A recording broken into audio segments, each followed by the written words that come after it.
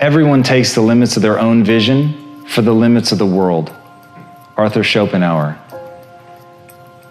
There is all around you right now the reflections of your world belief. They're so ever present that you don't even see them. All the assumption that you've made about the world, the things that are possible, what you're capable of, who you are, the very definition of what it means to be alive, all of it is completely invisible.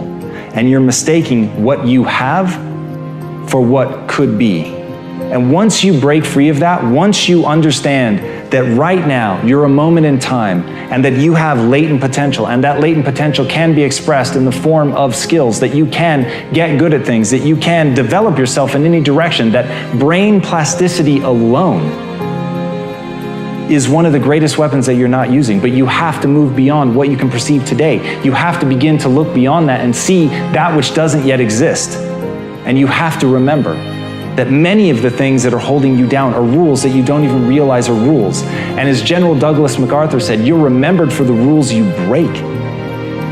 And right now, you're following rules that you don't even realize exist. And some of those rules are simply what is okay to dream. But I'm here to tell you, the power is in recognizing that you can do it. The power is in having the arrogance of belief. The power is in understanding that you, yes, you are going to be capable of something simply because you are willing to believe in yourself. And that's the thing, it's a willingness to believe in yourself. No one's gonna give it to you. Even the people that love you, they're not gonna give you that. They are incapable of giving it to you. People cannot see past their limitations, and they take them for truth. People actually believe the things that have stopped them will forever not only stop them, but they will stop other people. How can they hope to give you anything but limitation?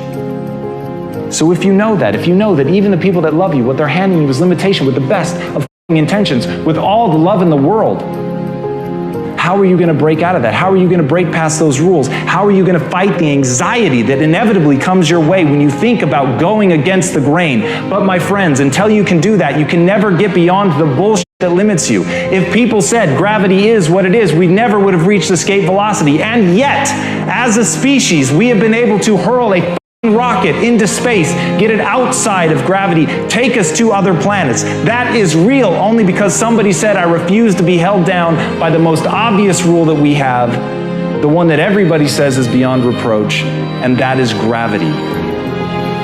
But even gravity will break under the weight of a superior will. So recognize, as Epictetus said, if you want to improve, be content to be thought foolish and stupid.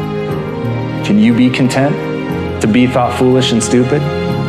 Or do you allow yourself to be caged, to be hemmed in by what other people think? And look, I get it. I understand the sting of contempt. I understand how much it sucks when someone you respect doesn't respect you. But you cannot be anything more than their captive if you think about what they think about you. If you let yourself be defined by what other people perceive of as you, then you will forever be limited by what they give you permission to do. And I don't know about you, but when I was a kid, I said, when I'm an adult, I will never be told what to do again. I will never be held back by somebody else. I will define myself. I will figure out what I need to do, and I will do it. And at the end of the day, that is it. My goals drive my behavior. I am not held back by what other people think about me, no matter how intoxicating it is to be loved. You have to decide what you want more. Do you want to be you, or do you want to be someone else's reflection of you? Need motivation? Watch a Top 10 with Believe Nation. Hey, it's Carmichael, and I make these videos because you are probably the most ambitious person in your circle, but you know you're capable of more. And you get that push by surrounding yourself with the best. So today, let's learn from one of the best, Tom Bilyeu, and my take on his top 10 rules of success. Enjoy. Rule number 2, seek fulfillment. As Joseph Campbell said, people say what we're all seeking is a meaning for life, but I don't think that's what we're really seeking. I think what we're seeking is the experience of truly being alive. And that's it. That's the juice. Figuring out that thing that makes you come alive. It isn't keeping up with the Joneses. It isn't how much you're getting paid. It isn't anything other than for you. Something very specific. It will be different for everyone, but for you. Find that thing that makes you come alive.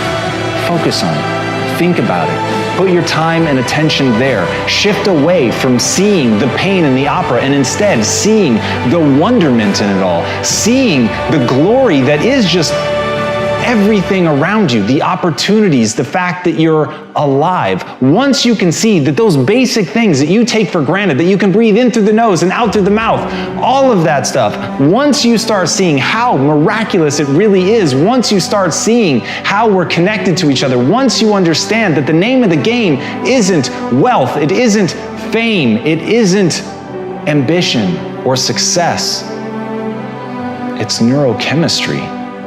It's feeling a certain way. It's finding fulfillment in your life.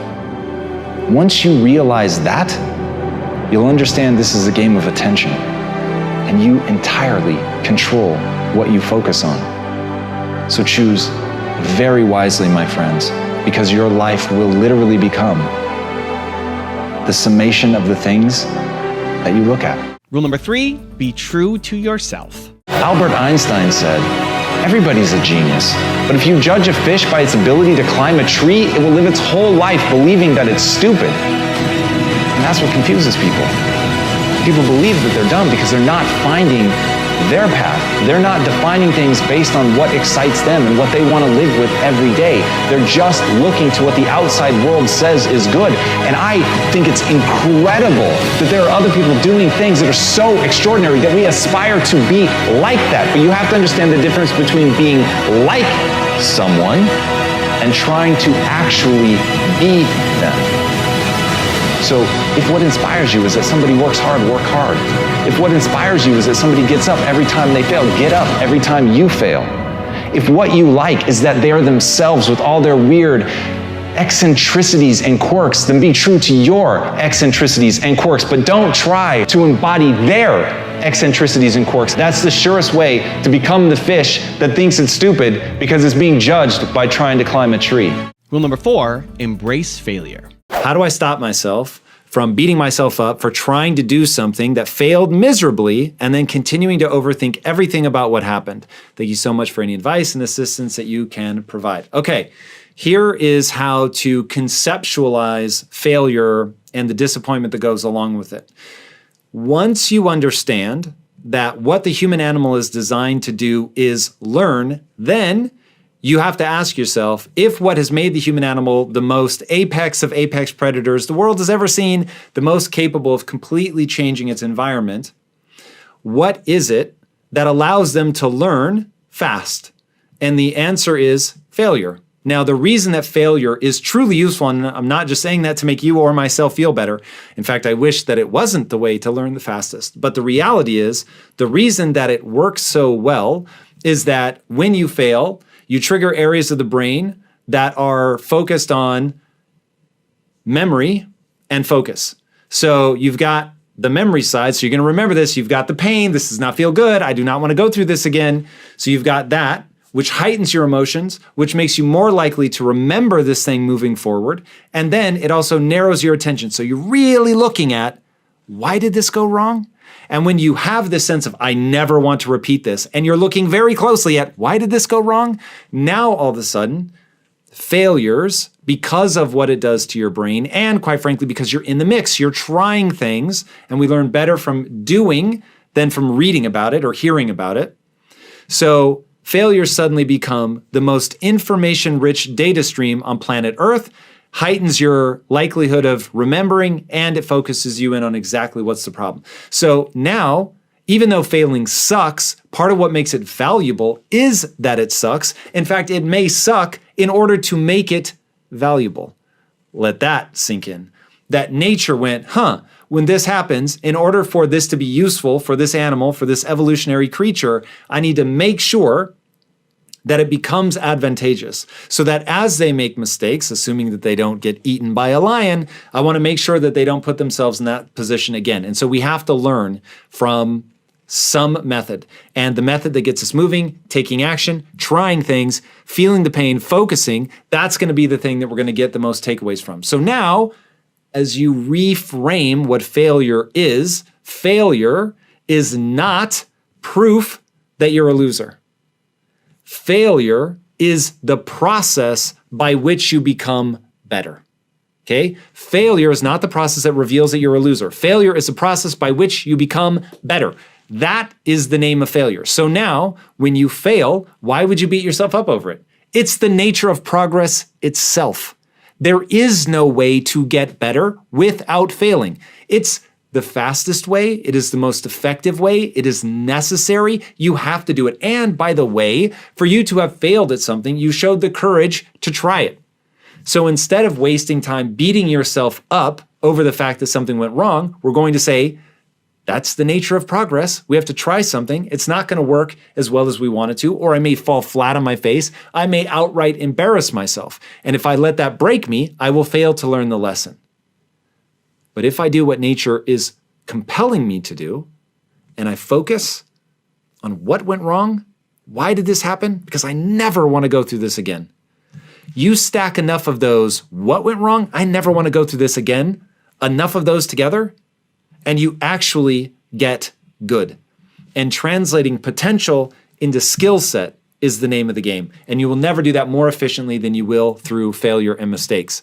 So allowing yourself to wallow in disappointment doesn't make any sense. It's the learning process. This is what you have to do in order to get good. So there's no reason to spend a lot of time being disappointed. You brush yourself off, you pick yourself up, you dust yourself off, and you get going. Also, to make sure you're actually taking action after watching this video, I've designed a special free worksheet just for this video. The worksheet will highlight all of the lessons learned in this video, as well as pull out our 3 favorite learnings and quotes that will inspire you to actually do something. The worksheet will also give you space to write down what your key takeaways are and your specific plan of action to make sure you're getting results. If you want the worksheet designed specifically for this video, absolutely for free, there's a link in the description below. Go click on it and start building the momentum in your life and your business. I'll see you there. Rule number 5, identify your path. Scott Belsky said, when 99% of the people doubt your idea, you're either gravely wrong or about to make history. And that's the terrifying part. You're not going to know. You're not going to know the difference. But if you're chasing somebody else's path, if your whole game is emulation, if your whole game is to mimic that which inspires you, you will never find the thing that's real about you. And look, I don't know about you, but I can be wrong. I can be gravely wrong. I can have people think me an idiot and try something and fail as long as it was true to me. Because then the lesson that I'm going to learn is going to apply. It's going to take me another step closer to actually being the person that I want to become, that I want to live with every day. But I can't be that if I don't understand who I want to be.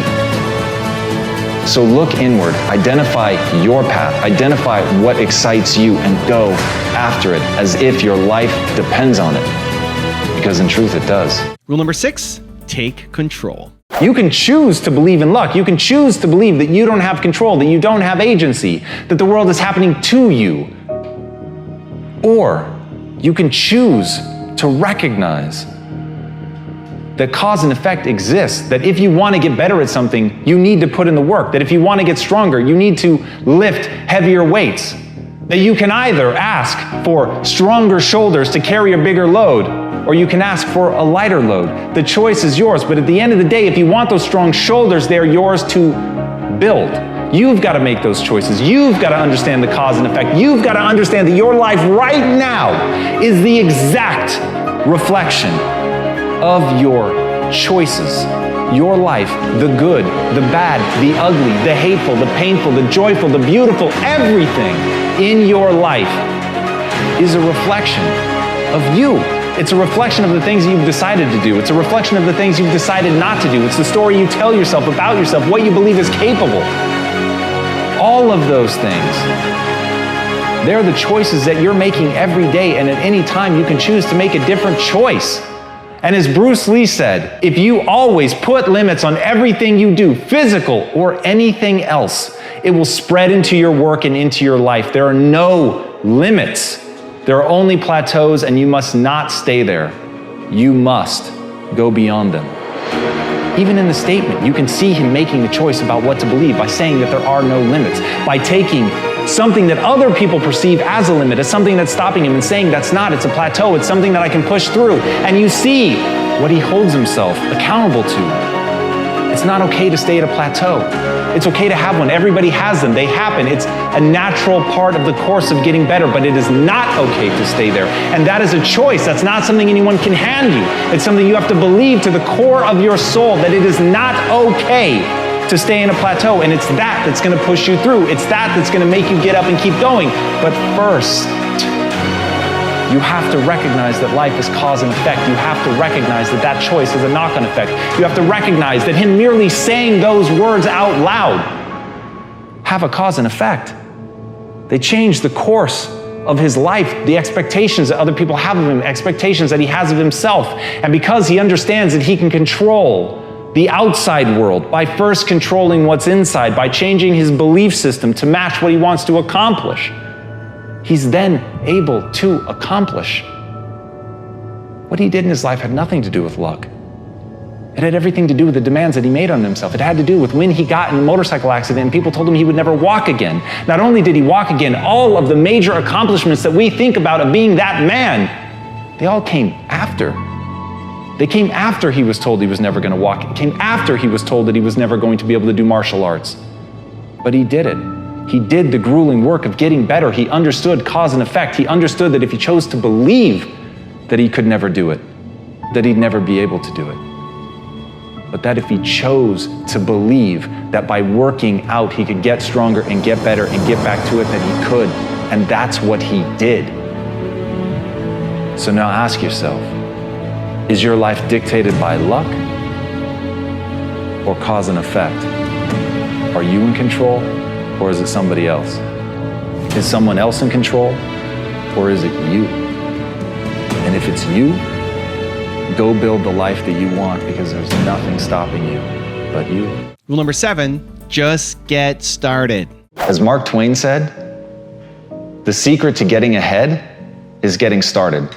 That's something I want all of you guys to really embody and really think about and really put at the core of your existence. That step number 1 to accomplishing whatever it is that you want to do is actually getting started. And I understand, I know the thing that holds you back. I know the thing that is absolutely paralyzing for people is you don't think that you have what it takes to go out and be good. And rather than face that difficult, brutal process of growing and getting better and quite frankly facing your inadequacies, it's easier just to sit back. But as John Wooden said, never let what you cannot do interfere with what you can. There is something right now that you're capable of. There is an innate skill inside of you that's your spark. It's that starting point. It's that thing that while you may not be the best in the world at it, it's a flame that you can fan. It's something that you can breathe life into and really begin to get good. But first you have to understand the very nature of progress.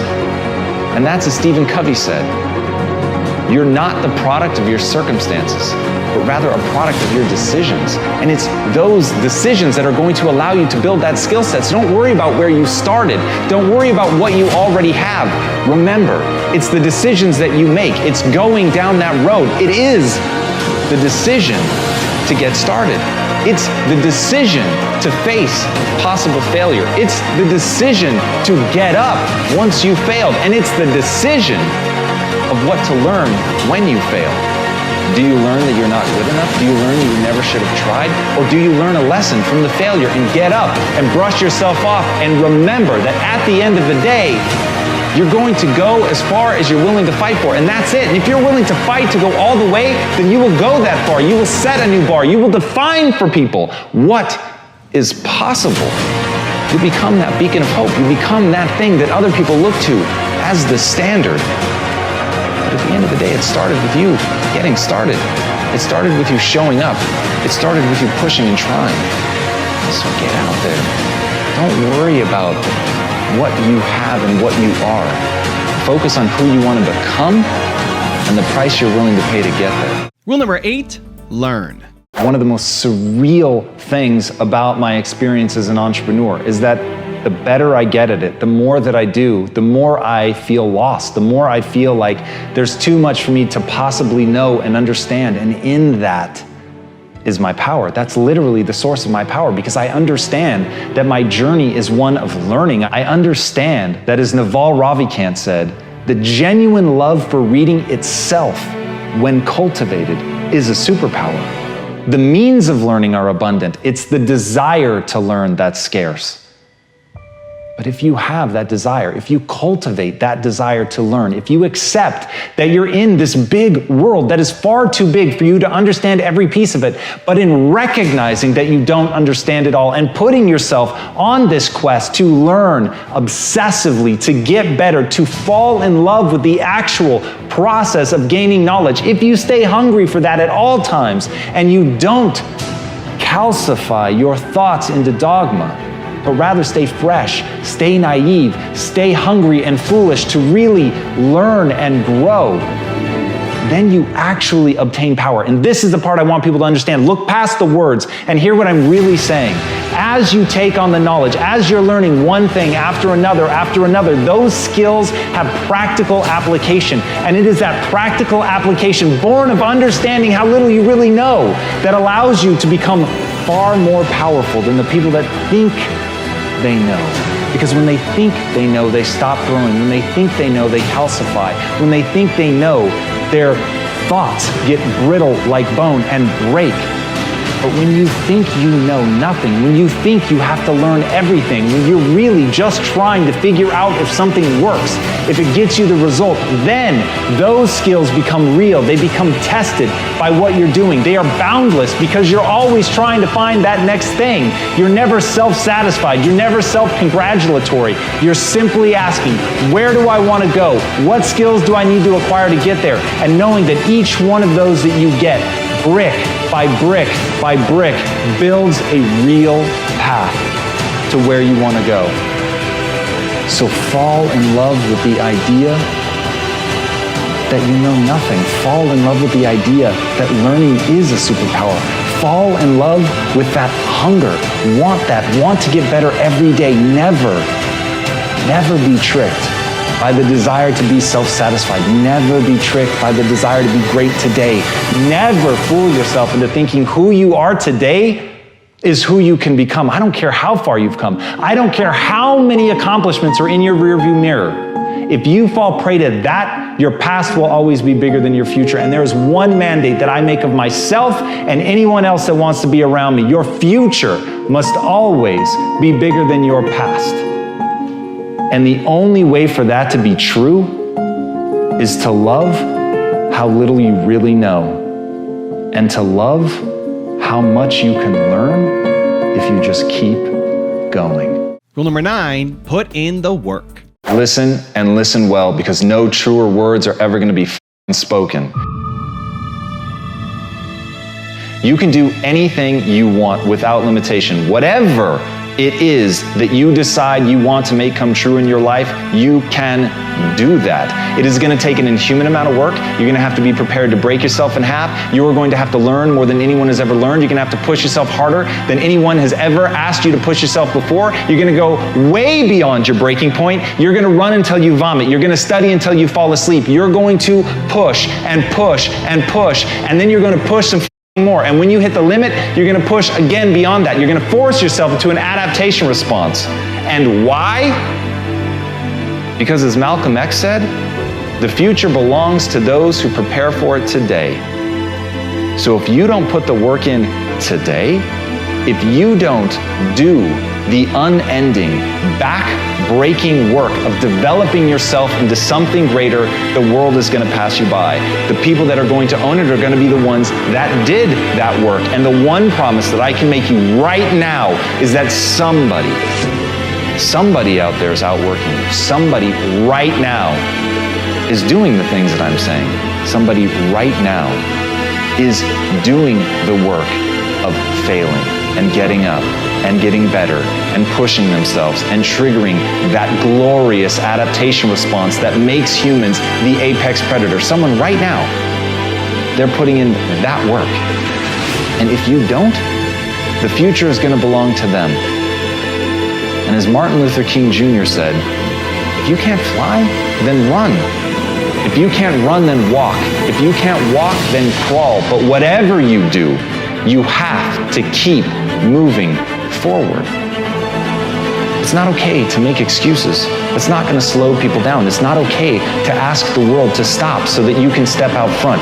It's not okay to expect little of yourself and demand great rewards. The only thing that's okay is to be in line with the way that the world really works. And if you want to be great, you've got to become capable of greatness. You've got to develop your skill set. You've got to take what you have now, and if that's crawling, then crawl, but you drag yourself ever forward to a vision of yourself that is so clear and so specific that nothing could knock you off your path, because you, my friend, know exactly where you're going. You're willing to pay whatever price it takes to get there. And no matter what anybody says, no matter how many hecklers come for you, no matter how many people try to throw dirt on you, try to stop you, try to knock you down, no matter how many people come for you at night while you sleep, you will rise and you will keep pushing forward and you will get better every day. And no matter how many times people chop at you, knock you down, knock you off the path, you will get back on.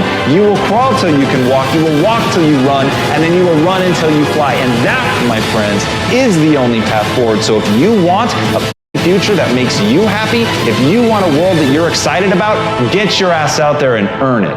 And rule number 10, the last one before some very special bonus clips, is get in shape.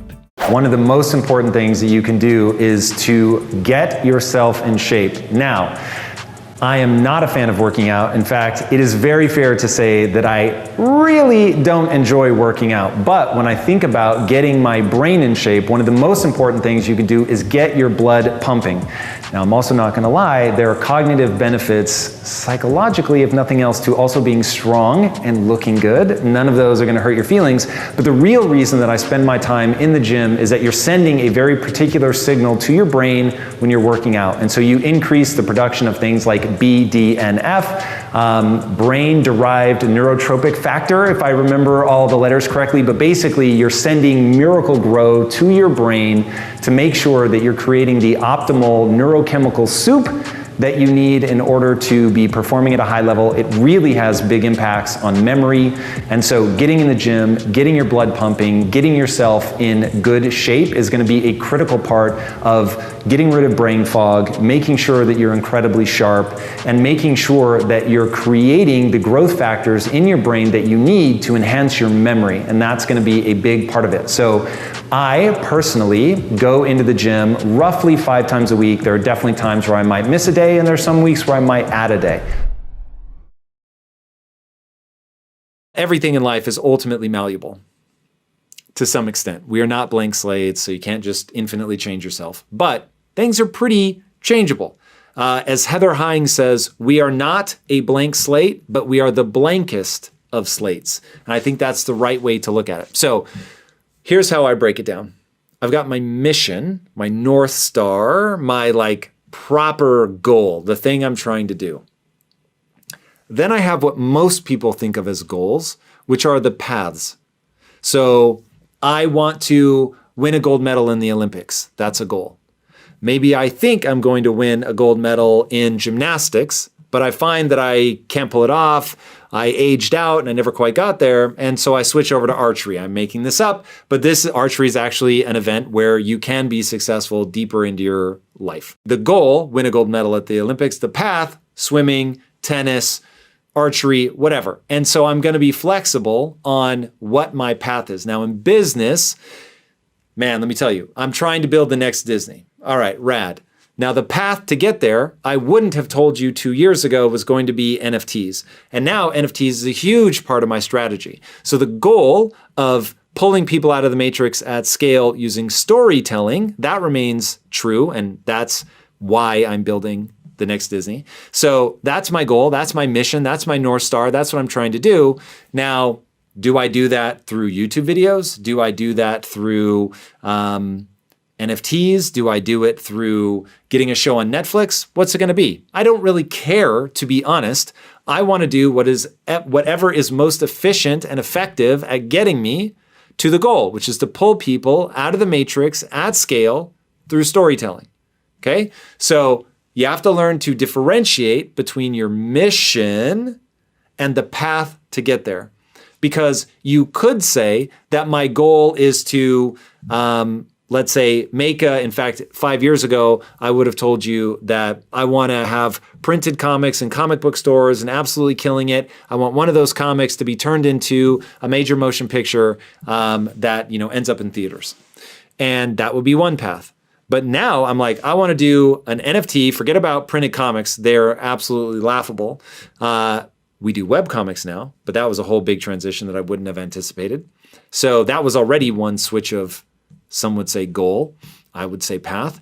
Now NFTs has become a huge part of that. And so not focusing on the web comics in isolation, but the web comics and how they can feed into the NFTs, or even the NFTs can feed into the comics, and then how we translate that ultimately into, let's say, a series that's going to end up on streaming. Okay, so a lot of the elements, if you'd asked me 5 years ago, would have sounded very different than they sound now. So I don't think of that as, I would never want those to be fixed, where it's either I get printed comics to work or I don't. It's like you get in there, and if it doesn't make sense anymore, there was a whole host of reasons why it didn't make sense to pursue printed comics, but I didn't know until I failed at printed comics, so that's another thing to think about. Because by getting in there, trying it, and seeing what the problems were, I was like, wow, why would anybody do this? This does not make sense. This is absolutely antiquated. This is the past. I want to be involved in the future. But I needed to get in there and do it. And until I did that, I wasn't going to be able to figure those things out. I couldn't think my way through that problem. I had to feel my way through that problem. So that's really the key. My North Star, my mission, that's pretty static. And I won't say that it never changes, because it was when I was at Quest, it was ending metabolic disease. I moved over to impact theory, and it became pulling people out of the matrix at scale using stories. Okay, so two different things. Was able to pivot that. But now once I'm in there, until I give up on my North Star, which something absolutely major would have to happen, meaning I would have to believe it is no longer worthy of pursuit. Now, if I believe it is no longer worthy of pursuit, then I will change it, or I'm not having fun pursuing it, whatever the case may be. But my paths are just questions of good sense. What's working? What's not working? What can I change to get there more efficiently, more effectively? So don't allow yourself to get bogged down in a path which should be easily discarded, but don't give up easily on a mission which should be far more firm. All right, focus on value. Only value is sustainable. You want to make sure that you're delivering value at every touch point. Your customer service should deliver value. Your marketing message should deliver value. Your advertising in and of itself should deliver value. Your ads should be served to the people who, even though they can skip it after 4 seconds, they don't.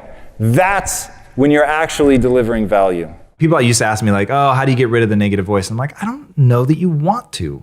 Like, the negative voice is a powerful reminder to practice gratitude. It's also a good reminder that maybe something is wrong. Maybe you are doing something wrong and you should adjust and you should rethink.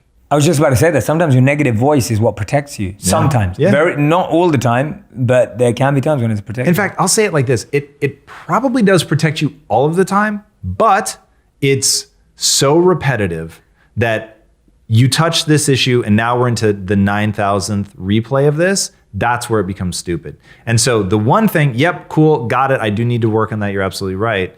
And then just letting it go, right? And not clinging onto it, not beating yourself up over it and all that stuff. But it has a use, which is why it's so powerfully with us. The man on top of the mountain didn't fall there. It's so tempting to look at people that have achieved the extraordinary and dismiss them as being more talented than you, better than you. But what you need to see is the simple truth. They've worked harder than you. Once you understand that they've just put in an inhuman amount of work, and that the only thing that distinguishes the people that are on top of the mountain, the people that have really done something that's going to last, is that they put in the effort. They work on themselves. They understand that through discipline and effort over time, that we can get better. That is the human condition. That is the thing that I find most beautiful about being a person, is it doesn't matter if you're bad today. It doesn't matter where you start. It only matters where you're willing to go and the price that you're willing to pay to get there. And once you buckle down and you assure yourself and back it up with action that you're willing to pay any price to achieve the things that you want to achieve, then you'll really be living a limitless life. Elon Musk talks about, in his business, it's all about breaking things down to the physics. If you sell to people, the physics in your world is psychology and understanding what motivates them. So your company needs to have a why. If you know Simon Sinek and his brilliant book Start With Why, you'll know what we're talking about, the golden circle. Most people know what they do, they may even know how they do it, but they oftentimes don't know why they do it. Why did we launch Quest Nutrition? Because we wanted to end metabolic disease. Now, nobody knew that from looking at a protein bar, but our marketing material was about that. We didn't do features and benefits. We said, stop sacrificing. We said, you should hold food companies to a new standard. It's ridiculous that food companies aren't engineering new equipment to make food that's both good for you and delicious. It's just ridiculous. Nobody's held their feet to the fire. People have been buying the same junk products for years. They're not going to change unless you force them to. And so we came along and said, we're going to be the bearer of standards. We know why we're doing what we're doing. So I can't release a product that has sugar in it. Why? Because that's not going to end metabolic disease. And that is my driver. I show up to work every day not thinking about making it rain and counting my money. I'm not swimming in it like Scrooge McDuck. I'm coming every day thinking about two people, my mom and my sister. And I ask a very simple question. Is this advantageous for my mom and my sister? Yes or no? If it is, I do it. If it's not, I don't. Now, a lot of times, what's advantageous for my mom and my sister was really expensive. It was super annoying to have to do it because it was like you watch a profit margin, it's like, oh God. But it becomes an easy filter, and every business has to have a filter. Every business needs to know what they say yes to and what they say no to. And if you don't have that blinding guiding light, when you scale, you will fall apart. And the reason you will fall apart, your customers won't know who you are. They won't know how to communicate your message to somebody else. Your employees won't know who you are. They won't know what to communicate to each other, let alone the outside world. So it has got to be blinding. You have to be able to write it down. It has to be super clear. It's got to be direct, and it's got to be meaningful. And it has to be real. It's got to actually be something that drives you.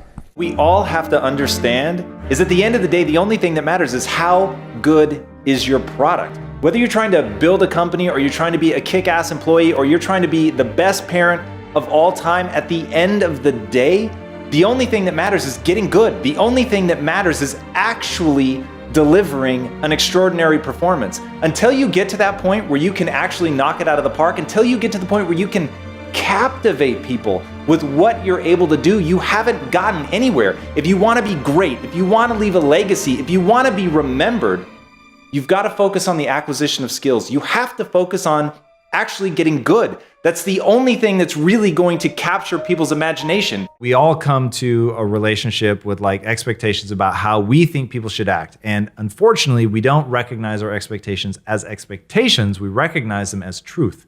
This is how the world is. It is how the world should be. And when we think that they have those same beliefs and values and rules and all that. And so given this scenario, there's only one way to act that is certainly obvious. And so when the person doesn't act like that, we take it personally, like, whoa, do you not respect me? Do you not love me? Do you not care about me? And it just isn't that. They have a different set of beliefs and rules. There's enough nuanced difference that they're not. If they're intending to hurt you, you have a whole different set of problems. But assuming that they're not intending to hurt you, then you have a communication problem. So Lisa and I actually define our terms. So we have a few words in our marriage that they mean something. So if I say, hey baby, it's important to me that you leave that, glass of water on the table, then she just wouldn't move it, period. Simple as. Like, the word important like comes in all caps with exclamation points glowing red. Like that's like when we say it, like it's a drop whatever you're doing, like it's important that you do X, Y, or Z. Now the big thing is when you define a word like that, you can't ever abuse it. So like I would never say it's important to me that you leave it. It's gotta be just extraordinary. Like how many times do I tell her something's important in a year? I don't know, 6, 7 times in a year. Wow. So it's like, it's really gotta be limited. And then another one is promise. If I say, I promise I'm gonna do that, dude, I'm going to do that. Like there's no two ways about it. So you never throw around promise, ever, under any circumstance. And so, dude, it's like, you really, really have to be hardcore. And so, and the other way that we use promise is if if she says, you know, how does this dress look on me? I'm like, yeah, it looks great. And she's like, you promise? Then it's like, all right, it makes you look fat. What can I say? You know what I mean? It's like, but then you cut to like the chase on something. Now, the thing is, you can't say that all the time. You can't be like, how's this dress make me look? Fine, promise. What do you think of this dinner? You like it? Yeah, I love it. Promise. Like if you're doing that, it loses everything. Totally. But if you're saving it for like, in fact, God, I almost don't remember the last time I asked Lisa to promise something like that. But you know that you haven't. We certainly use it more in the early days of our marriage. But even then, like how many times a year? 3 or 4? I mean, it's like, but it really forces you to respect these things that you make sacred in your relationship. For the person who's stuck, for the guy or gal who's in the cubicle, who hates their job, is in a dysfunctional relationship, is in debt, whatever the case may be, desperately wants a way out, a way forward, a lifeline. Where does that process begin for you? Like, what is the advice that you give that person? So it begins with believing or acknowledging that humans are the ultimate adaptation machine. So the thing that has made us the apex predator is not that we're stronger. It's not even that we're smarter. In fact, the quote often attributed to Darwin is that, oh, it's the survival of the fittest. He actually didn't say that. What he did say was, it's not the strongest of the species that survive, nor the most intelligent, but rather the most adaptive to change. Now, the reason that humans are the apex of all apexes is because we are the most adaptive species to change. So if you know that, then it becomes infinitely less important who you are today. And what matters is, who do you want to become? And what price, and the price being the time and energy that you're going to put into acquiring the skills to become that person. So imagine the person that you want to be, how would they act? And then start acting like that. If the person that you want to be would leave their job and, you know, regardless of whether they had a safety net, burn the ships and go after something new, then that's what you should do. If the person that you want to be would start working nights and weekends because they very much value having a stable income that they can provide for their family or themselves, whatever, but are going to be disciplined and spend nights and weekends to get the skill set to go be more valuable somewhere else or to start their own company, whatever, then do that. Social media is going to allow you to have real, meaningful relationships with your customers. I will tell you one very fast. In the very early days of Quest, when all of us had to go out and actually make the bars, I'm out making bars, our chief marketing officer's out making bars, like everybody's out there. There would be periods of time where we wouldn't respond to somebody on Facebook. But this one woman started responding. And we thought, wow, that's so weird. Like, did somebody create a fake account? Like, is that one of you guys? And everyone's like, no, man, we didn't do that. That's a real person. And she would tell people like, oh, don't worry, I'm sure they'll get back to you quickly. They're a really great company. And we were so, and this is like early 2010. We're like, what is happening? And so we reached out and said, hey, we want to put you on payroll. She's like, I don't want to be on payroll. And I'm like, whoa, okay, now I'm getting freaked out. Like, what do you want? And she was like, I just want you to continue to deliver a service. I'm a nutritionist and I use your bars with a lot of people. I just want to make sure that you're around. So we developed this really cool relationship with her. We all got to know her. She held us to a standard. She was not always nice. She was always fair, but she wasn't always nice. If we were doing something poorly from a product standpoint, like weights and measures will let you ship product that's heavy. You just can't ship light. Okay, so imagine you get your bag of Doritos. Your bag of Doritos is going to be heavy. It's never going to be light. Now, so we're thinking, okay, cool, we have to comply with weights and measures, but we're a health and fitness company. So people are like, if I'm buying 60 grams and that's what I have in my diet plan, I want to make sure I'm eating 60 grams and not 65. And so she would call us out on it. So we ended up buying a piece of equipment because of that relationship that we had with this woman that we'd never met. And then one day she went silent. We wrote to her mom, hey, is everything okay? And her mom said she passed away. She was like 28. And I got like really emotional. And I'd never met her. And I'm not like that guy, but I got legitimately emotional. And I wrote a manifesto. And I said to everyone in the company, basically, we exist to serve these people. Every one of them is trying to do something that we may know nothing about. And they're using our products. And so we started celebrating her. Her name's Joy Ramita. We've been doing it for 4 years now. The Joy Ramita Superfan Award. We bring somebody in that's been amazing to the community. We just give them a big blowout party at our headquarters, give them behind the scenes access to cool stuff, just to say thank you. And that's when we really realized It may not be the kind of relationship you have with your mom or your brother or your sister or your spouse, but it's meaningful, man, in a way that business relationships haven't been since like the local general store and you saw the same people come in every day. It really is like if you can flip that switch in your mind and see it as something beautiful, I'm telling you, it will open you up to a whole new way of interacting with your customers, because there's a lot of amazing stuff going on in your communities that you may not even know about, or that you could really feed into and build into something amazing. And if you stay focused on it being a community of people that are supporting themselves, each other, and your company, then you can do some pretty incredible things. Being honest, even when it sucks. Because let me tell you how many times it's gonna be where if you just lied, oh God, it would be so much easier and you would probably get away with it. But the way that I explain lying to people is you get away with it 50% of the time. And so it tempts you to think it's a good strategy. But the other 50% of the time, it is cratering trust. And once you can't trust the person, all hope is lost. And there's nothing more beautiful than being in a relationship with somebody who makes you feel like they're number one, and that you totally trust them. And Lisa wrote this Instagram post about how she could see a photo of me with my arm around a woman or resting my head on a woman or hugging her or whatever. And it wouldn't even make her radar to question it. So that's the fun for us, is having that level of trust. Now, it's like, I think it's Buffett that said you spend your entire life building your reputation, only takes 5 seconds to lose it. So it's like, we're so careful. For 18 years, we've been earning trust with each other. So like, dude, so especially when I was back at Quest, and it was, women would come and flirt and hit on me because they wanted something, wanted to be sponsored by the company or whatever. And I was around literal bikini models like all the time. And so if ever there was going to be a moment of insecurity for my wife, it would have been that period. A, she wasn't insecure. And B, the thought of throwing away 18 years of shared experience of all that trust and everything, sex is like rad and super exciting and I love it the most. But like compared to what I would have to give up for something like that, it just doesn't rate on the radar. So, and by the way, something like I'm saying now, which most people would hide from their spouse, of course I find other people attractive. What are you talking about? Like, we just openly talk about that. Like, she'll nudge me and be like, oh my God, don't you think she's hot?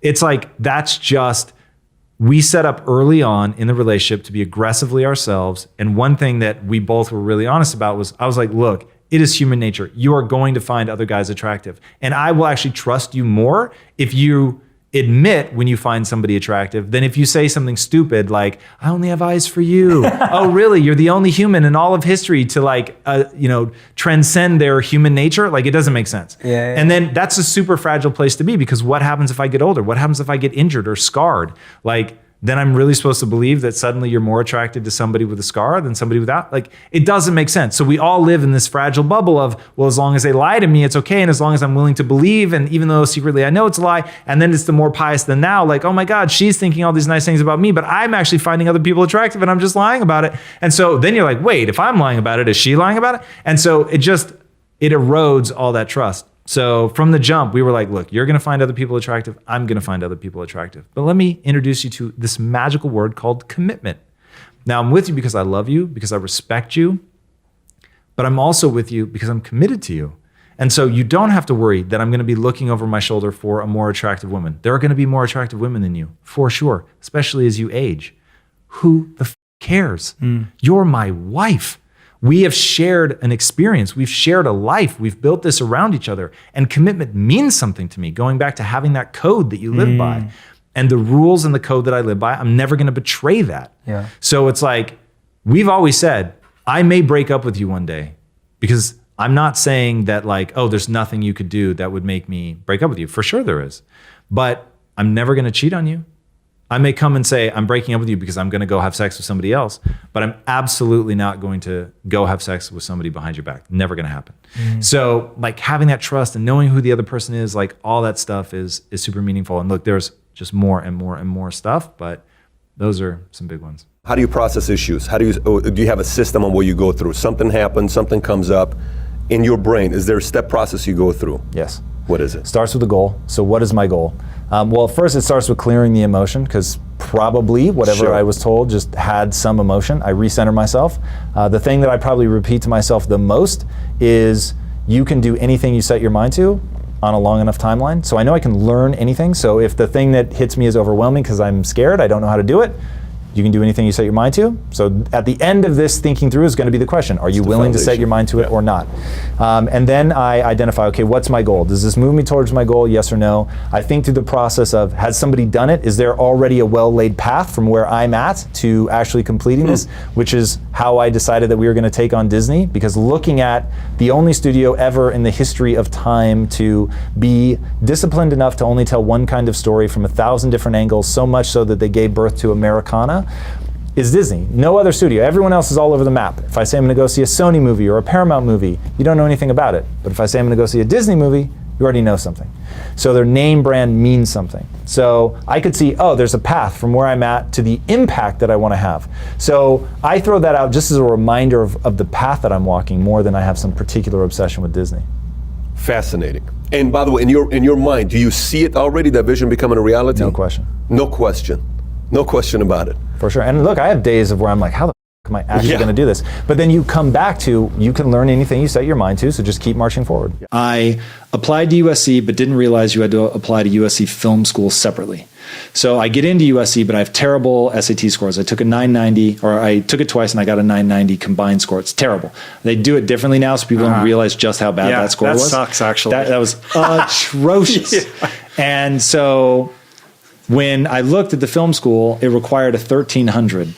And so I was like, whoa, how am I supposed to get in? I go see the school counselor at USC and they say, listen, Tom, stop, because I was taking film classes, the general education classes. They said, immediately stop taking those classes. You are not going to get into film school. Not words like that, those words. They said, statistically speaking, you're more likely to get into Harvard Law than you are to get into USC Film School. The number of people that apply is ungodly. The number of slots are tiny. You're not going to get in. You're going to end up spending a 5th year here because you will have wasted your time. And I said, okay, I'm going to get in. Thank you very much, the stubbornness in me. So if you say I can't, I'm going to. And I said, there's got to be a way to figure this out. And I found out that one of the teachers that was on the admissions committee would let you join him for lunch. So I joined him for lunch, and as much as I can't believe this, no one else did. It was just me. And so I'm sitting down with him and I'm like, all right, look, dude, here's the situation. I want to get into film school, but I got a 990 on my SATs. He was like, Tom, what does SAT stand for? And I said, Scholastic Aptitude Test? He's like, that's correct. It's meant to tell me how well you're going to do in college. So there are 2 admissions periods. One is you're coming into college, in which case I care deeply about your SATs. And then the other is as an incoming junior. He said, you've already missed the freshman window, so your SATs don't matter anymore. What I want to see is how good of grades can you get, because that tells me how well you're actually doing in college. He said, I don't care if you're already a good filmmaker. We want to make you a good filmmaker. I just need to know you know how to learn. So he said, get good grades. So I locked myself in my dorm for the next 2 years. I didn't drink. I didn't party, I didn't date, I didn't do anything but study. And I studied like a beast. And at the end of those 2 years, I either had a 4.0 or like a 395, something crazy. And so I got into film school. So now I'm like, all right, I told you I was going to get in. I got in, and I did it in a clever way. I went and asked the guy what I had to do. He told me. I did it for 2 years. I was crazy disciplined, and it worked, man, and I'm here. There are 3 production classes that you have. You've got a 290, a 310, and you crew a 480, which is a senior thesis film. So I do my 290s. They're pretty good. I start getting attention from my filmmaking. So in 290, people are like, wow, this kid, he's kind of one to watch. Because my 290s were so good, for 310, you have to partner with somebody. Now, you have to either be a director or a cinematographer. Now, needless to say, everybody wants to be a director. But then if you're not going to be a director, or sorry, if you're going to be a director, you want to get the best cinematographer. And so what ends up happening is the people that can't get a cinematographer end up being cinematographers. So a lot of times, like, people sort of make do. I wanted to be a director, and one of the other best directors wanted to be a cinematographer. So now everybody wanted him as their cinematographer, and he chose me. So now I've been one to watch in 290. I get the ideal partner for 310, and we kill our 310. How'd you get that guy? He thought I was talented, fun to be around, and that I was one to watch. And so in terms of, I would be a good person to partner with in order to get a good 480. So partners with me and we kill it. And we don't make the classic mistake that most student filmmakers make, which is to tell a feature-length film as a silent film. So we told a very short moment in time as a silent black and white film where you wouldn't expect people to talk anyway, so it didn't feel like a silent film. So people love it, does very well. We both get top-level crewing positions on a 480. We both crush that. And both of us actually end up getting selected. Only 4 people get chosen for a 480. And we both got selected to direct a 480. So now I go from, you're never getting into film school, kid, you're more likely to get into Harvard Law than USC Film, to being one of only 4 people to not only get in, but direct a senior thesis film. So, right, I'm killing it. Tom, what are you talking about? You failed at film school, baby. You did everything. You were one to watch. And I was like, man, I'm making it. I'm going to graduate. I'm going to get my 3-picture deal. This is going to be amazing. I'm naturally talented. I knew it. Everything has proven to me that I have natural talent as a filmmaker. Fixed mindset all day, but who cares, baby? Because I got the talent. Then I go into the 480 as a director, and I up. And I crash and burn so spectacularly that people are taking snippets of my film and cutting them into what we would now call memes. But at the time was just like mean to be funny. And they would like screen it in front of the class. People would be pissing their pants with laughter because it was so bad. And I was having like basically an emotional breakdown. And I call my mom from the middle of the school. I'm laying on the ground on a payphone. And I'm like, my life is over. And I'm going to graduate now from film school with no senior thesis that I can show anybody. And this is a point in filmmaking. There's no like digital filmmaking. No one's ever made a film on digital before. That doesn't exist. If you want to shoot a film, minimum for a no budget film is $100,000. That might as well have been $100 million. So I graduate. I steal my master, by the way, which I still have because it is that bad. I know when people hear this story, they just think I'm being humble. I'm telling you, just like my SATs, you should put it on YouTube. Over my dead body. Oh, come on. Like everybody now that has you've told that the story. one thing. I've told the story many times. I think my wife has seen it, but only once. So yeah, over my dead body, the thing will never be seen. Although I have to admit, like at some point, maybe it'd be cool to show once I have something that I've done that I'm proud of, I might show it. But you could make that part when you give presentations. Just show a clip of it. Yeah, you're absolutely right. Anyway, sorry I interrupted you. No, not at all. So I steal the master because it's that bad and I never want people to see it. And I graduate and now I feel lost. And I'm like, I'm never going to break in. My life is like, I had one shot. I actually made it. And I totally messed it up. And so it's over. I'm never going to be a filmmaker. And that was my identity. I was a filmmaker. And so now that was gone. And I was like, wow, I don't know what to do. And so I was sliding towards depression. I would lay on the floor of my unfurnished apartment because I couldn't afford to furnish it. And I remember the feeling of the vinyl carpet smashing into my face because I would just lay there for an hour, 2 hours at a time. And I was like, yep, my life is over. I don't know what to do. I'm sliding towards depression. And thankfully, I started reading about the brain to avoid sliding towards depression. So now there are 2 ways to look at my film career. One is, dude, against all odds, you became through hard work and discipline, not because anything was given to you. People told you would never do it. And you worked and worked and worked, and you got it, and you did it, and you were one of the 4 people selected to do a 480. And the amount, even though your 480 wasn't good, the amount that you learned from that 480 transformed you not just as a filmmaker, as a human being, and became one of the most transformative, revolutionary things that set you up. That's real. That story is there in what you just heard. The other story is you got arrogant, you got cocky, you believed you were the next John Woo, that you could roll up on set, that you were naturally gifted, you didn't have to work, so you hardly broke your script at all. I wrote the script in like an hour before having to turn it in to be considered. I never touched it again until the first day of shooting, didn't storyboard, nothing. Just rolled up and thought, I'll know where to put the camera, it'll all just feel instinctive and intuitive. And so I went and nothing was working. It was all garbage. My crew didn't believe in me. The film was falling apart. Teachers tried to save me, but couldn't get through to me because I was so convinced I know what I'm doing. And it just turned into a pile of garbage because I have no talent. Now, both of those scenarios are true. It is true that at that time I did not have talent. Now, it doesn't mean I couldn't develop skill, but I didn't have talent. Mm-hmm. So which story do you repeat to yourself? For the first probably 2 years after I graduated, I repeated the I'm not talented story. Then I began reading about the brain and realized, oh, I just haven't developed skills yet. And so then I began to change the story and to focus on the discipline and all the things that I'd learned and all that. But both are true. And so what I tell people is, because you're more likely to believe something negative, don't even worry about what's true. Worry about what empowers you. When it comes to just yourself, I'm not talking about, fake news or, a post-truth world. I'm just saying for yourself.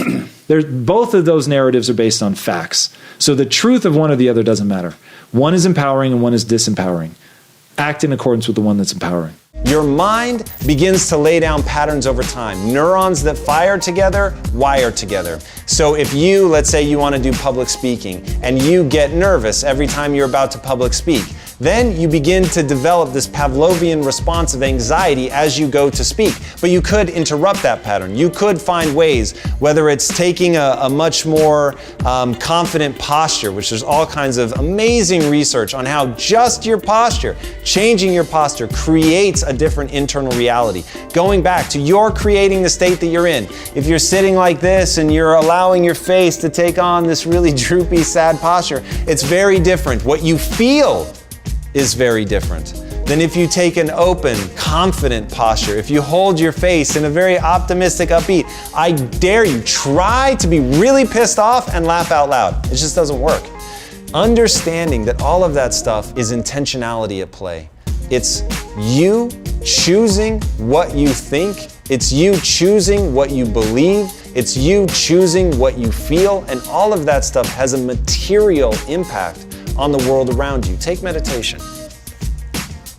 I eschewed meditation for years. I thought it was the dumbest thing in the world. I tried it, didn't make any sense to me until someone explained what I was really doing was gaining control over my autonomic nervous system. Because right now, so much of your life happens in the subconscious. The vast majority of the data that your brain processes is done subconscious. In fact, the conscious mind is the last person to know. If you guys have seen David Eagleman and what he talks about, how there's all this neurological activity going on, things that are known, things that are discarded, things that are moved towards, and the last person to know about it is your conscious mind. Despite the fact that he's going to take credit for all of it, your conscious mind is actually the last to know. So being able to take control of the autonomic nervous system is so powerful.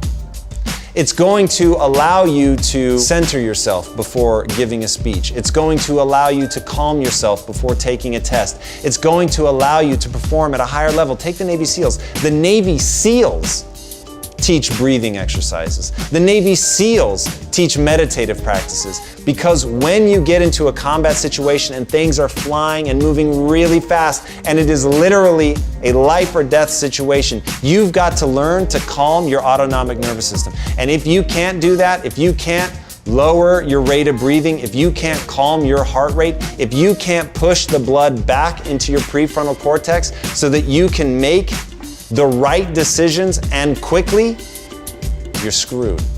So learning that this is all intention, learning that your brain is housed in a shell and it never sees the light of day, it never actually encounters sound, it encounters electrical and chemical signals, and from that it paints the best version of reality that it can. But it isn't the total reality, and it isn't objective. Once you accept that, once you get that there's even a crack in that door of subjectivity and that you can control that subjectivity, then all of a sudden your beliefs become things to control and manipulate, to move and construct around something that serves you.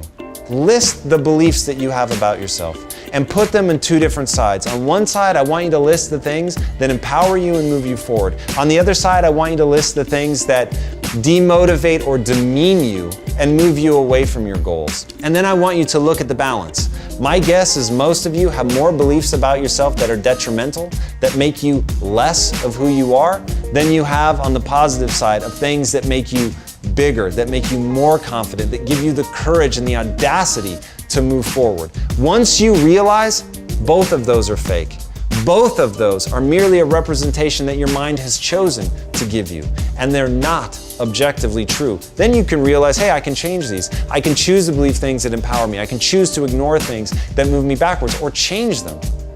But it's all a construct. Never going to be right all the time, Yet, you have to move forward as if you are right. You have to come to a conclusion about what is the most sure path to your goal and be marching down that path.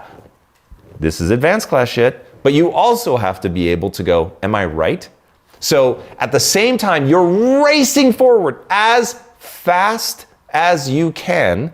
You've got to occasionally check yourself and say, is this actually working? Is there data that I can look at? What empirical evidence do I have that I'm actually going in the right direction? Now, you want to know where I spend the vast majority of my time? It's in that. If I'm not actively executing, and even sometimes when I am actively executing, I'm doing these little checks. What's the data? What data points can I look at? So not like it feels right, not I want to do it. Is there data that I can look at that tells me I'm either going in the right direction or I'm not? So I have that feeling all the time. I'm trying actively to delude myself, since the people that are most delusional are the happiest. I'm trying to delude myself to make sure that I'm going with enthusiasm. I'm trying to delude myself that despite the fact that I know next to nothing of what I'm going to ultimately need to know in order to succeed, that I keep going. That is fundamental and critical. And then, whilst I'm deluding myself, I'm checking to make sure that that delusion never gets out of hand, that I'm still grounded in reality, that I'm still checking myself against data. And all of those things are going to be what allow you to keep this from spilling over into something that's counterproductive, because there is a level of delusion that's useful, and then there's a level of delusion that is, it's going to break you down, it's going to take you in the wrong direction. So you've really got to check yourself against that. Now, getting good at that is not easy, but leaning on data. What is the external world telling you? And not being afraid to see that the external world is telling you that you're going in the wrong direction, and then being able to pivot. I own a nutrition company, but I am not a thought leader. I'm an influencer. I have a thought leader that I trust, that I listen to, happens to be my business partner. But I'm the one that then translates that for the masses. So when you're trying to build a community, the person you're looking for, at the top, you want to make sure the thought leaders believe in your product. So you're going to send it to them. You're going to explain it to them. You're going to make sure that your product is real, because they will smell BS a mile away. Now, if they're into it, and then you go after the influencers, who will then ask the thought leaders what they think. Thought leaders will give it the green light. The influencers then will begin telling the masses. Influencers in my world are people with six-pack abs. They're the guy at the gym. They're the girl at the beach in the bikini. People that other people walk up to and say, whoa, what did you do to get in such great shape? And we wanted to make sure their answer was, I ate a Quest bar. And that was how we grew the business. And we wrote individualized letters to a bunch of influencers and a bunch of thought leaders saying, hey, we know who you are, which, by the way, we were very sincere. It was all real. We know who you are. We think this product brings value to you and the people that follow you, and we just want you to talk about it. If you hate it, tell people you hate it, and if you love it, tell them you love it. All right, you want to find your 1,000 screaming fans. The 1,000 screaming fans are those influencers that are going to get attention for you. Identifying them, most people think of these people as getting to your 1,000 screaming fans for you. But what they should be thinking about is this. Now, I'm sure most of you knew the people in the previous slide, and I'm sure most of you don't know any of the people in this slide. But this woman here, anybody know who Jenna Marbles is? Show of hands. I hear a couple of yeses. There we go. All right, Jenna Marbles has a daily reach of 20 million people. That's bigger than the biggest show on TV. That's crazy. This is the world of social. It seems hidden to most people over 35, but it is in plain sight. These are the people that you're going to be going after. Jenna Marbles, we sent her dogs' sweatshirts and a whole stack of our product. Now, why did we send her dog sweatshirts? Because her dogs are little chihuahuas, they're skinny as hell, and they always look cold. So we had some custom-made sweatshirts sent to her. She loved them so much, she started promoting the bars and showing people what we had sent her and thanking us. Now, no money exchanged hands. It was just us doing something that she would think was cool, that her followers would think was cool, and we got to tap into that reach. That's the power of social. I won't belabor these points. Social is still, despite what you may think, largely free. It's real-time connection, raw feedback. Think 30 years ago how much you would have paid for real-time feedback from your actual customers, written right to you, telling you if they think you're amazing or a jerk or whatever they may think. It's absolutely incredible. And they want you to respond and win them back over. It is amazing.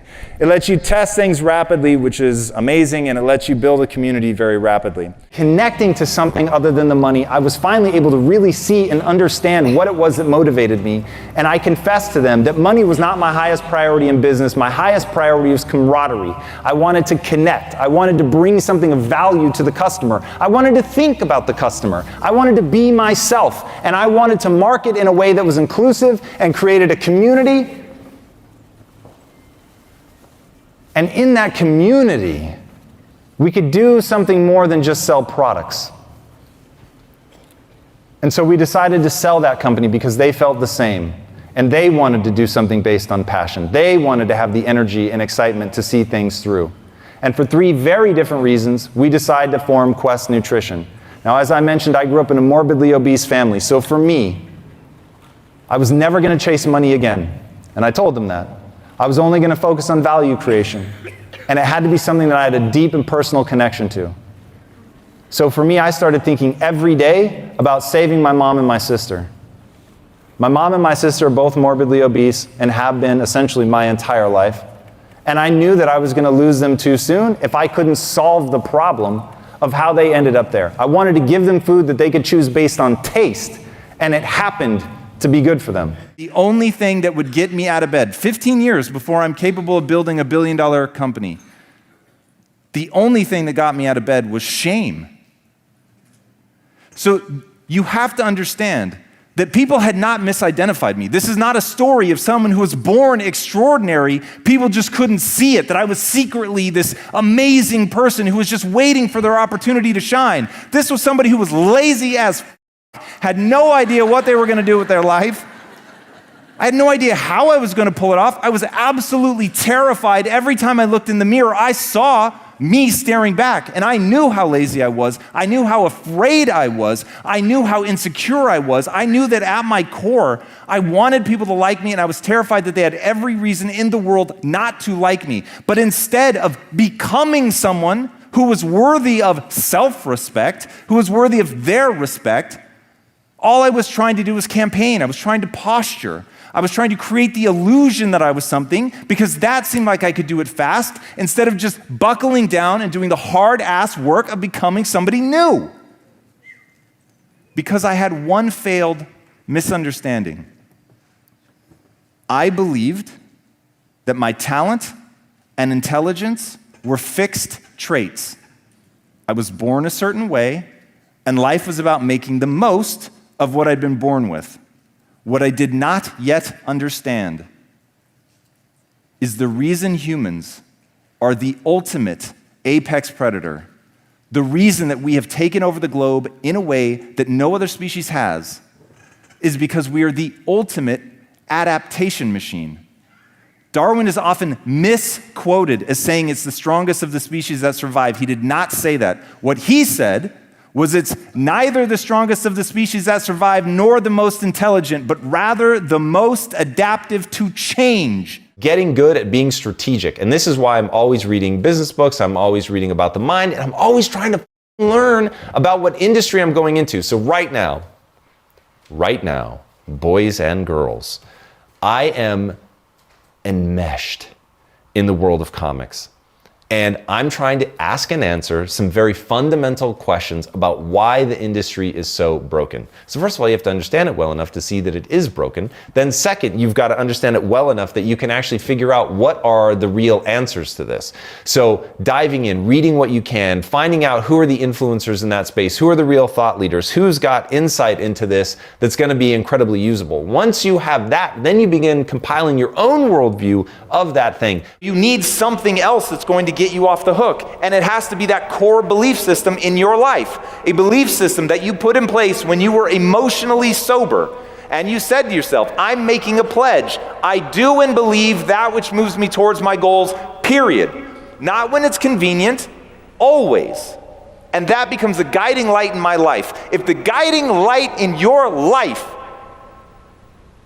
is that you only do and believe that which moves you towards your goals, when you get into that loop of beating yourself up and thinking that you're worthless or that you're never going to make it, Remember that. That belief does not serve you. And you don't do things that don't serve you. And not to rat anybody out, but do you know how many people just today have broke down in tears in front of me? And the punchline is always the same. They don't think they're going to make it. They become convinced they're more lost than other people. They're less capable than other people. That while other people are going to have these beautiful lives, not them. Here's the irony. Everyone feels that way. Everyone goes through moments of doubt and despair. So you need something to protect your mindset against that loop because it will chip away at you. And the belief is very simple. You don't do things that don't serve you. The first thing you need to do, whenever somebody wants something, they know what they want.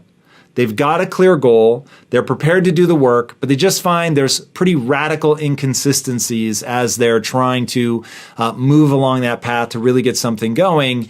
Number one is that you need to really get amped up about why that goal matters to you. Because once you know why the goal matters, that's going to be that thing that gives you meaning and purpose, that turns into a passion, that allows you to show up and keep doing it when you're bored. Because boredom kills more dreams than failure. I just promise you. You just get to the point where it's such a grind and you've got to do it day after day, month after month, year after year. It's just like it really drags on. It's like that old Outcast song, forever, forever, ever, forever, ever. It's like it's easy to do something once, maybe you can do it for a week, but when you have to just keep at the grind, then you really have to have a strong why. So figuring out why is it that you care enough about this? Because by the way, if you don't care enough about it to do all this, go find something that you do care enough about to go after. Because you can do anything you want in life, just not everything. Now, if you're as angered by that notion as I am, you realize whatever it is you're going to give yourself over to and do all the way, it needs to be something that you are really on fire about. Now, getting on fire about something, you're not born with that. You cultivate that fire. So you're going to pick something, starts as an interest. You're going to pick it, engage with it, fan the flames of that fire by talking about it to yourself, to your friends, to your family, to anybody who will listen about why it matters to you. And then you go hard on that. So like for me, I'm trying to build the next Disney. But why? Why am I trying to build the next Disney? Because I've worked with so many people in the inner cities that were extraordinary, far smarter than I am, and they're doing nothing with their life. Why? Because they don't have the right frame of reference. Their mindset is so limited that even though they have all of this natural skill that they could build upon and turn into something absolutely extraordinary, they're not doing it because they're not thinking about themselves and the world in the right way. Okay, I'm not prepared to live in that world. Right now in America, the number one predictor of your future success is your zip code. Okay, I want to introduce you to a word, maybe you know it, maybe you don't, called an animus. Something that pisses you off enough that it animates you to take action.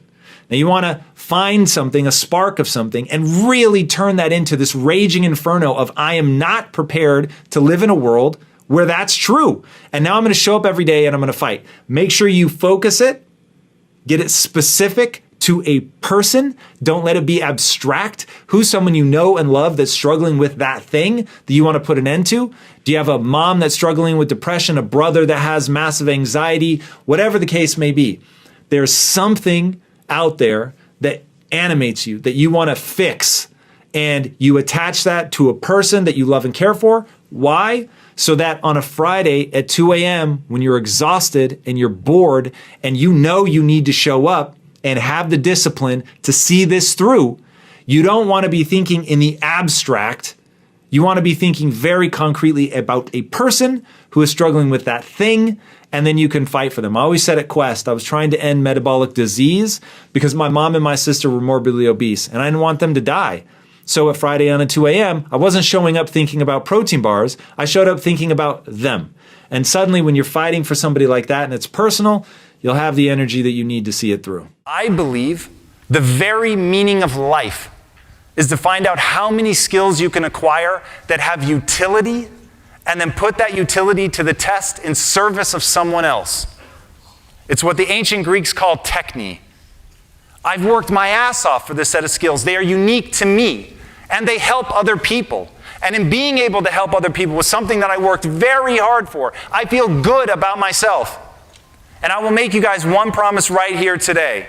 The game you're playing, please listen to this, so that you don't end up wasting years of your life like I did mine.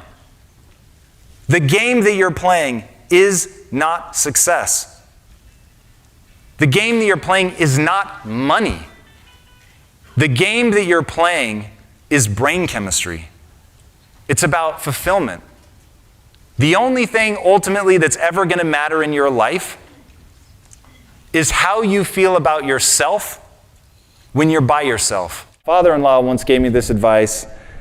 He was the first person I met that had really been successful, and he said, what you want to do is know more about any situation than anyone else in the world. And I actually remember what I said to him. I said, yeah, my boss doesn't really think like that. I have since apologized to my father-in-law for giving me such an amazing piece of information and me doing nothing with it for like 6 years. But once I understood that the only path to excellence is to truly become an expert. The only path to excellence is to actually get good at something. These days, in a hyper-connected world where within minutes of an interaction with you, your product, whatever, someone can have a global audience and tell people what they think, that product better be awesome. But the great news is, the world's been democratized now. You no longer have to have a $150 million ad budget in order to cut through the clutter. In our first 8 months, we were profitable at month 6. In our first 8 months, we didn't invest more than $10,000. Because we had a product that actually delivered value. Our marketing message delivered value. And if you focus on that, if you focus on making something that's better than what other people are doing, now you really can cut through the noise very, very quickly. And you gotta grind, baby, grind. That was me for almost 2 years. People see where the company's gotten, they see me up giving speeches, but what they don't see is that in the middle of the night, my hands used to wake me up cramping closed. Because all day, I was making protein bars. And in the very beginning, we were running the technology company during the day and then going and making protein bars by hand at night with rolling pins and handheld blades that we cut the bars and then wrapped them 3 at a time. We wrapped them 3 at a time. We would make 1,200 bars. I think 9 of us made 1,200 bars over a 6 or 7 hour period. Now in a day, we make 1.5 million. But that's where it starts. It starts with a willingness to persist long after it's boring. It starts with the ability to focus on your end customer long after you're exhausted.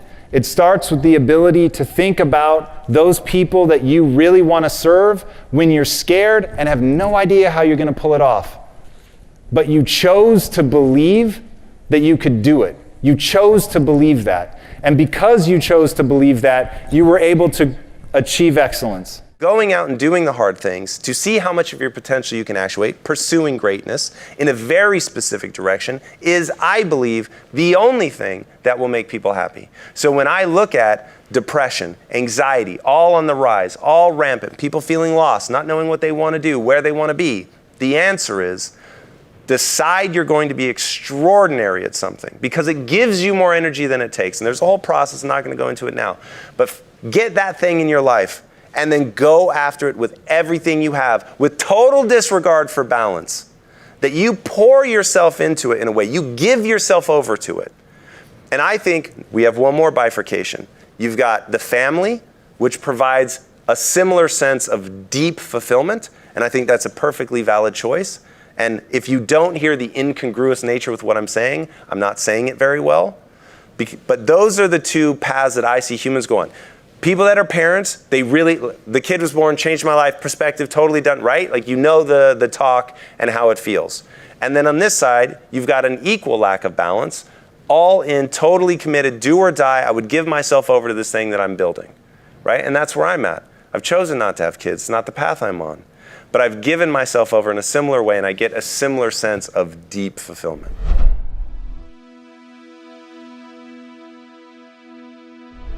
Because you made it this far in a video, I want to celebrate you. Most people start and don't finish. Most people never actually follow through. Most people say they want something, but they don't ever do the work to actually get it. But you are different. You are special. Believe Nation, you made it here all the way to the end, and I love you. So as a special celebration, if you put a hashtag Believe down in the comments below on this video, I will showcase you and celebrate you somewhere on the screen in a future video because you are awesome. If you want 10 more amazing rules from Tom Bilyeu, check the video right there next to me. I think you'll love it. Continue to believe, and I'll see you there. The most powerful weapon that you're going to have at your disposal isn't a gun, it isn't a sword, it isn't a bomb. The most powerful weapon you will ever have at your disposal if you really want to make change